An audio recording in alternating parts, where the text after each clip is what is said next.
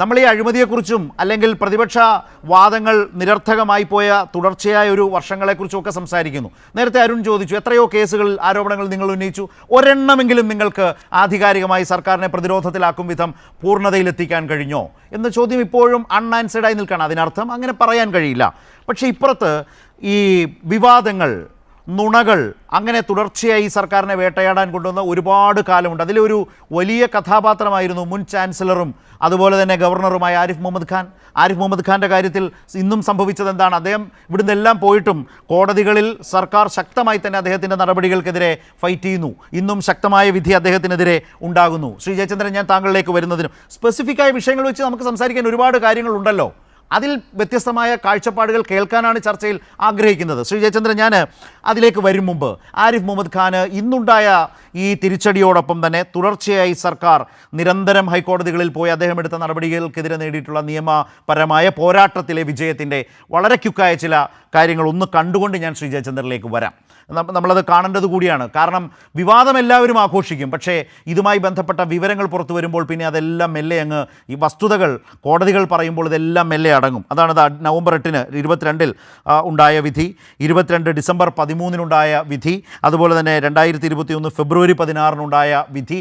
ഇതെല്ലാം ചാൻസലറായിരുന്ന ആരിഫ് മുഹമ്മദ് ഖാന് എതിരായ വിധികളാണ്. 2023 ഫെബ്രുവരി 20-ന് ഉണ്ടായ വിധി, സിസ തോമസിനെ ആ സ്ഥാനത്ത് നിന്ന് സർക്കാരിന് മാറ്റാം, ചാൻസലർ ചട്ടം മറികടക്കരുത് എന്ന് ഹൈക്കോടതി അന്നു പറഞ്ഞത്.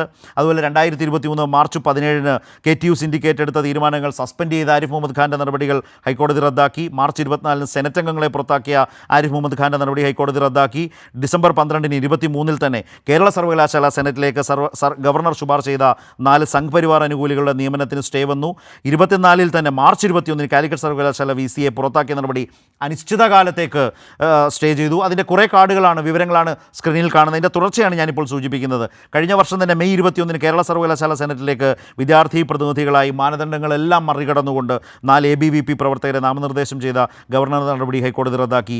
അതേ വർഷം, കഴിഞ്ഞ വർഷം ജൂലൈ 18-ന് ഫിഷറീസ് സർവകലാശാലയിലേക്ക് VC-യെ നിയമിക്കുന്നതിനുള്ള സെർച്ച് കമ്മിറ്റി നിർണ്ണയിച്ച ഗവർണറുടെ നടപടി അല്ലെങ്കിൽ ആരിഫ് മുഹമ്മദ് ഖാൻ്റെ ചാൻസലറുടെ നടപടി സിംഗിൾ ബെഞ്ച് സ്റ്റേ ചെയ്തു. കഴിഞ്ഞ വർഷം ജൂലൈ 19-ന് ആരിഫ് മുഹമ്മദ് ഖാൻ്റെ 3 ഉത്തരവുകൾ പുറത്തു വന്ന ദിവസം കേരള MG മലയാളം സർവകലാശാല സെർച്ച് കമ്മിറ്റി നിയമനങ്ങൾക്ക് ഹൈക്കോടതിയുടെ സ്റ്റേ. കഴിഞ്ഞ വർഷം തന്നെ ഓഗസ്റ്റ് 1-ന് APJ അബ്ദുൽ കലാം സാങ്കേതിക സർവകലാശാല വൈസ് ചാൻസലർ നിയമിക്കാൻ ചാൻസലർ കൂടിയായ ആരിഫ് മുഹമ്മദ് ഖാൻ അന്ന് രൂപീകരിച്ച സെർച്ച് കമ്മിറ്റി ഹൈക്കോടതി സ്റ്റേ ചെയ്തു. അങ്ങനെ നമ്മൾ ഈ വർഷം ഇന്നത്തെ ഈ ദിവസത്തിലേക്ക് വന്നാൽ വളരെ പ്രധാനപ്പെട്ട ഒരു നടപടി തന്നെയാണ് ഹൈക്കോടതിയിൽ നിന്ന് ഉണ്ടായത്. ഹൈക്കോടതി ഇതുപോലെ തന്നെ ചാൻസലറായിരുന്ന ആരിഫ് മുഹമ്മദ് ഖാൻ്റെ നടപടി സ്റ്റേ ചെയ്തുകൊണ്ട് അല്ലെങ്കിൽ അത് റദ്ദ് ചെയ്തുകൊണ്ട്, അതായത് തന്നിഷ്ടപ്രകാരം VC-മാരെ നിയമിച്ച ആരിഫ് മുഹമ്മദ് ഖാൻ്റെ നടപടി പൂർണ്ണമായും തള്ളിയിരിക്കുകയാണ്. തന്നിഷ്ടപ്രകാരം വൈസ് ചാൻസലർമാരെ നിയമിക്കാൻ കഴിയില്ല ചാൻസലർക്ക് എന്നാണ് പറഞ്ഞത്.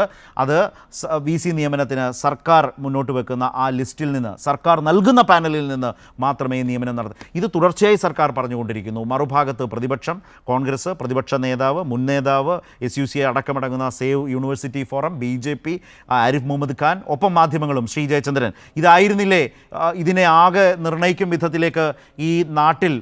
ഇതൊക്കെയാണ് വസ്തുത. സർക്കാരിന് വലിയ തിരിച്ചടി വന്നുകൊണ്ടിരിക്കുന്നു, വരാൻ പോകുന്നു.